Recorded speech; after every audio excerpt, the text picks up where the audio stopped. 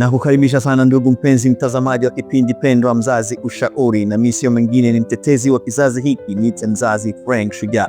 Na leo nimekuja tena kuongea na wale ambao wanamtumainia Bwana. Ukiwa na shida, piga magoti umombe Mungu, na ukiwa unasubiria jibu la maombi yako, piga magoti umkumbushe Mungu kuhusu mahitaji yako, na akikujibu maombi yako usisahau kupiga magoti chini na kumshukuru Mungu na kuendelea kumsihi Mwenyezi Mungu aendelee kukitunza kile ambacho alichokupatia, kwa sababu hayo ni matunda ya magoti. Huu ni ushauri.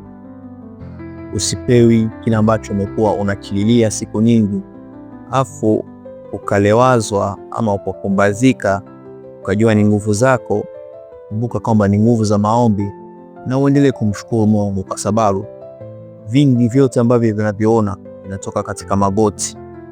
Huyu ni Mzazi Ushauri, na mimi nakutakia kufanikiwa kwa kile lote ambalo naliliombea. Endelea kubaki nami, kaa nami, baki nami. Asante.